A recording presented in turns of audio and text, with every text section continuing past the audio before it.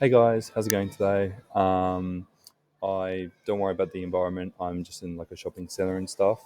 But I'll just kick on with this video because I need to get done for today. It's past what I would normally post right now, so I definitely need to step on it. So today's video is on how I stay calorie and nutrient conscious.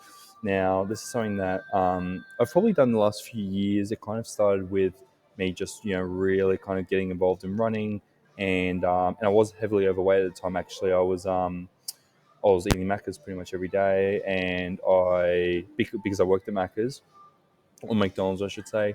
I got food really cheap, and because I worked there so often, I would get breakfast, lunch, dinner, or McDonald's, and I will also bring it home as well for my family because I got it so cheap. So it was just the go-to for most food. At the time, I didn't really care about nutrition or calories at all, and I hate to say this, but I actually thought that calories were like not really real, and I could just keep eating because I'm quite tall. I could just keep eating indefinitely and not put on any weight. But the reality is that over a few years, I went from about, I'd say, 85, 90 kilos to about 130 at my peak, which is just absolutely massive. You could tell in my face, I was quite heavy. Um, and yeah, like long story short, now, probably 3 years later, 4 years later, I'm hovering around 100 kilos, sometimes a little bit less, and on the road to actually, 95 kilos or so, which, for my height is quite good, I feel. I'm fairly skinny-ish right now with some muscle, so 95 would be quite conservative. But essentially, yeah, here's kind of the tips and tricks I've learned in the meantime on how I stay calorie and nutrient conscious. Excuse me. Okay, so understanding the basics of food. This is essential for anyone looking to get into nutrition, but no one type of food is bad, no matter what people say, right? It's always based on the quantity and what's needed at the time. So a lot of people say carbs are bad, but runners absolutely pump carbs. They love carbs. Fats, some people really run off fats, right? Like your oils, your nuts, all these kind of things can be quite good for you and actually, full of nutrients. But a lot of people will stray away from them because of the media or because they're calorie heavy, right? I think as well, protein is one that's not really disputed quite often. I think the next level for protein would be the quality of protein, plant-based protein versus animal protein, and just, yeah, collagen protein, how it's quite different to whey protein, for example, all those kind of differences. Um, so understanding that, yeah, not one food is bad. Next point is understanding what your body needs from a protein, fat, and calorie point of view. Every single person is different. It's the same as financial advice, really, if you think about it. Um, Everyone's situation is different, and there is no one size fits all. What works for one person probably won't work well for the other person. So keep that in mind. We all have a minimum amount of protein that we should eat per day, and also fats and also calories, just so we, either maintain, lose, or gain weight. Um, Protein is not really disputed too often. That's kind of one that is a staple. Keep in mind, though, for many years, as many other people probably do, don't really care too much about the protein and just kind of live day in, day out without hitting that minimum, which, they probably don't feel the best, but they feel okay enough to just keep at it, which isn't ideal, I think, especially if you're trying to build a strong, resilient, physically strong body as well. Micronutrients aren't talked about as much, but are so important to being a healthy person. They're becoming more and more popular. I'm sure you have seen Santa Cruz Medicinals or Silly, I think his name is Silsey or something like that. He pretty much rates all the different diets and kind of highlights, are people actually getting their micronutrients in or not? So this is really important because obviously it's how you feel good, it's how you perform well past macronutrients like your protein, fat, and carbs. Obviously, you have multivitamins and whatnot that can supplement this, but I think if you can get it from food, this is going to be really important. And there are calculators online that will help you. Once you put in your food, what you eat per day, will tell you whether you're deficient or whether you're at a good level. Obviously, a blood test could work as well. That's what I personally do. That makes it a little bit easier. Knowing what foods and things make you feel good or bad, what works for you at the time. A lot of people, for example, say oats, they don't feel really good with oats. I feel great with oats. Some people say the same about nuts. Some people are obviously allergic to different things. So it really just depends, right? Obviously, see what works for you. And you're going to be, the only way you're going to figure that out is to do lots of testing and trial and error on different things, right? This can take years and years. Obviously, having an expert with you can help speed things up. Now, for me right now, my focus is on a calorie deficit. Like I said, getting to about 95 kilos while still getting all my essential vitamins and macronutrients and micronutrients, I guess, as well. Just kind of optimizing that intake. So, I do have a snack here and there and I enjoy myself, but also making sure that, my body is fueled from, a vitamin and macronutrient point of view. Next slide here is getting an idea of your body and goals. So get to learn what food and dosages work for you.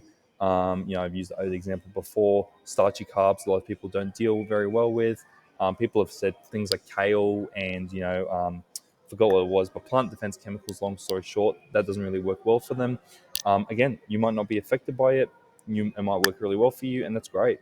Okay, but sometimes it's maybe the dosage that doesn't work very well. So maybe you just need to adjust the dosage and see what works for you. It might not necessarily be a type of food, but the dosage or the amount.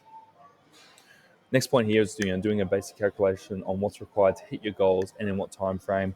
Some people just want to maintain weight. Some people want to gain or lose weight. Some people want to just feel better and hit their micro and their vitamin requirements.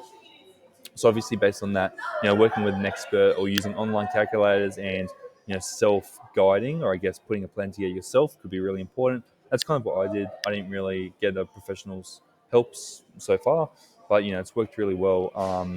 Just kind of getting myself to lose weight sustainably, not too quick, and also make sure I'm quite metabolically healthy as well. Ensure you're tracking as best as possible your food, daily weigh-ins, and also how you feel. For me, I'm not very good honestly at hitting my entering my food each day, but I have a kind of good idea on what I should consume, what I shouldn't consume. I also weigh myself each day, which connects to my Apple Health and also my Apple Watch. So they all kind of talk to one another. That just means my fitness overall is quite good. My heart rate's being tracked, steps, calories, all these kind of things. Really important. Okay, how you feel as well. Some people have daily journals that they write down in how they feel, and you can kind of tailor food just depending on, or I guess timing as well, types of food depending on how you feel.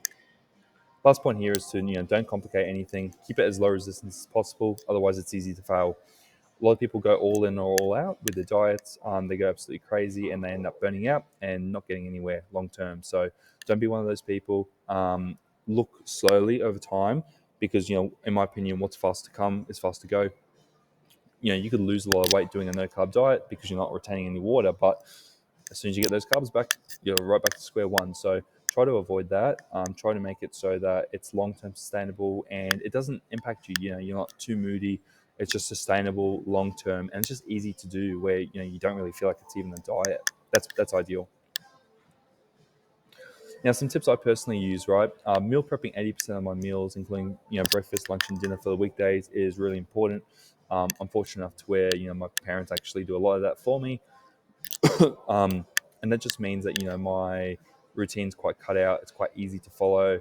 Right now I'm at a shopping center. I could easily go and get some McDonald's or KFC, but I have some food at home for me ready to go. So I'm just holding off till then. And if I do get cravings, I might get a frozen Coke or something with 0 calories, like some water or something. Okay. Second point here is always seeking lower calorie substitutes for things. For example, sugar-free Coke, zero, or just a different thing entirely, right? So for me personally, aligning with my goals, if I am craving a hot dog, right, I might get a lower calorie sausage or something like that. And instead of ketchup and barbecue sauce, which might be higher calorie than mustard, right, I might use mustard and some onions or some vegetables. Potentially, instead of having full fat cream. You have light cream or skim milk, or you might have a light chili mayo instead of a full fat. Little things like this do make a difference over time. You're able to, I mean, honestly, if you want, you can just drink all day, all night, 24/7. Pretty much, you can drink all your 0 calorie, sugary drinks and all that kind of thing, and technically not gain any weight. Whether you feel good is a different story. But yeah, I've been doing that for quite a while, and obviously with a balanced routine, works really well. Next point here is being able to adjust based on how I feel or if I'm getting sick of the routine, not just sticking to one thing for my entire life.